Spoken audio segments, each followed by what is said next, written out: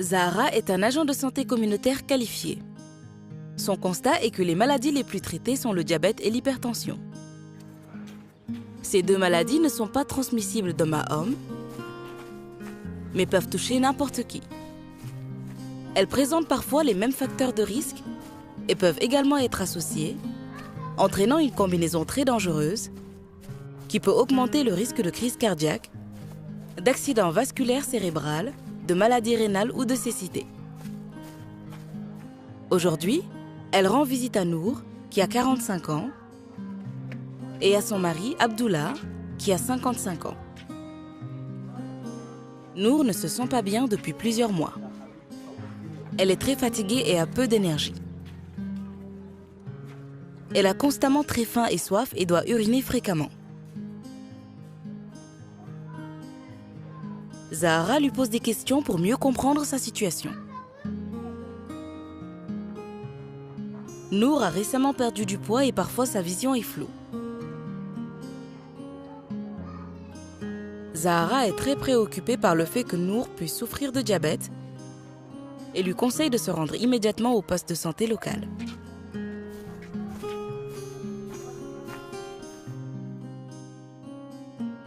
Le médecin analyse son sang et confirme qu'elle est atteinte de diabète de type 2. Cela signifie qu'il est plus difficile pour l'hormone insuline de faire pénétrer le glucose, sucre, dans les cellules du corps. Ce taux de sucre peut alors atteindre des niveaux élevés dans le sang, ce qui peut entraîner des complications dangereuses.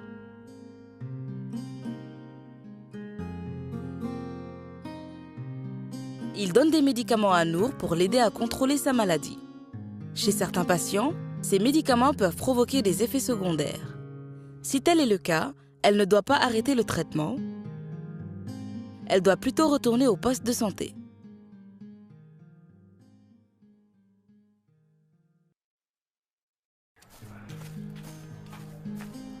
Zahra s'enquiert de l'état de santé de Nour. Elle présente toujours les mêmes symptômes, mais avec une sensation dans les pieds. Elle a essayé de prendre ses médicaments, mais parfois, elle oublie.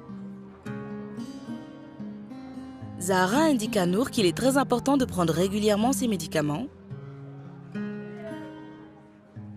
pour éviter que sa maladie empire. Elle doit manger des aliments plus frais, des légumes et des céréales complètes comme le boulgour, le riz brun et l'avoine, des légumineuses ou des haricots comme les pois chiches et les lentilles, des noix non salées, du poisson frais et de la volaille comme le poulet. Elle doit éviter le sucre, les aliments sucrés et les féculents qui contiennent beaucoup de glucides, comme le riz, les pommes de terre et le pain blanc. Étant donné que le glucose ne provient pas uniquement du sucre, elle doit également manger moins d'aliments gras et frits. Et quand elle a soif, elle doit toujours boire de l'eau et pas des boissons sucrées. Zahra aide Nour à adopter un régime alimentaire. Il est important pour elle de prendre des repas réguliers pour prévenir l'hypoglycémie, une chute dangereuse de la glycémie pouvant survenir lors de la prise de certains types de médicaments. L'exercice comme la marche, 30 à 60 minutes par jour, ou le fait de soulever des objets domestiques lourds, permet également d'améliorer sa santé et de mieux contrôler sa glycémie.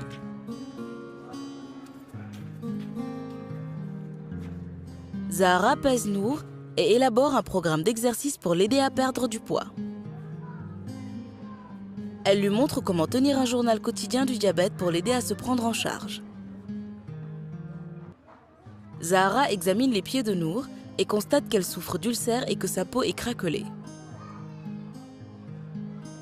Elle reconnaît qu'il s'agit d'une complication du diabète et la renvoie immédiatement au poste de santé. Au cours de sa visite, Abdullah a confié à Zahra que ses deux frères souffrent d'hypertension artérielle et lui a demandé s'il devrait également s'inquiéter de cette situation.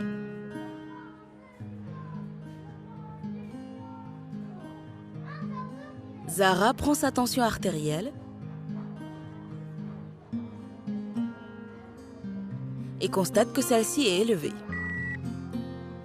Les prises supplémentaires après 5 et 30 minutes restent élevées. Il se pourrait qu'Abdullah souffre d'hypertension, pouvant entraîner un accident vasculaire cérébral ou une crise cardiaque. Zahra le réfère immédiatement au poste de santé.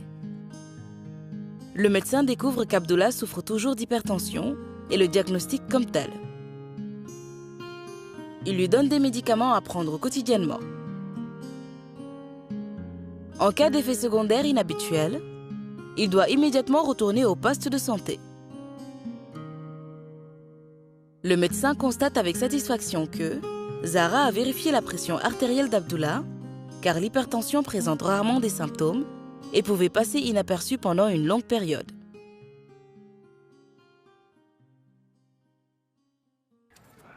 Zahra explique que l'hypertension et les diabètes peuvent être causés par les mêmes facteurs,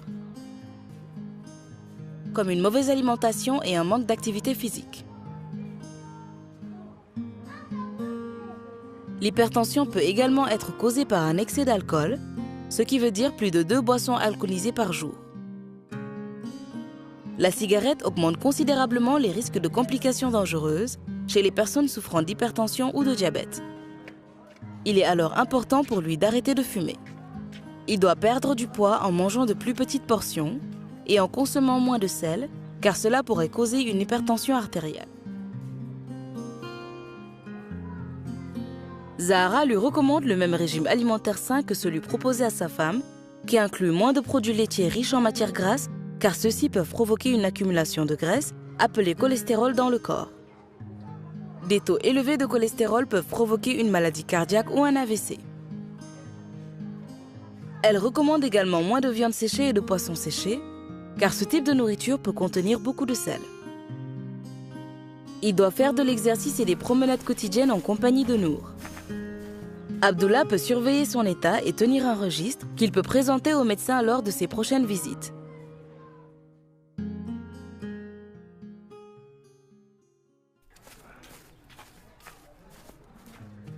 Zahra s'enquiert de l'état de santé de Nour et d'Abdullah.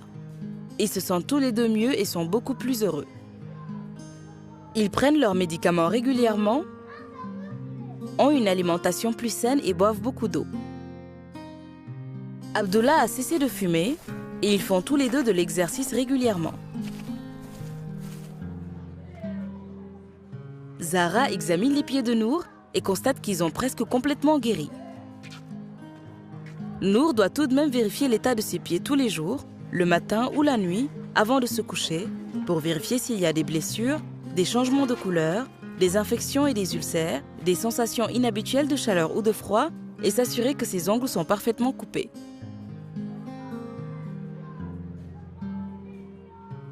La pression artérielle d'Abdullah se situe maintenant à un niveau acceptable.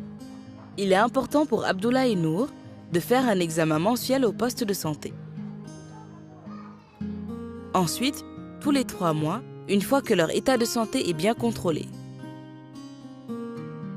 Le diabète et l'hypertension artérielle peuvent exposer à des situations dangereuses.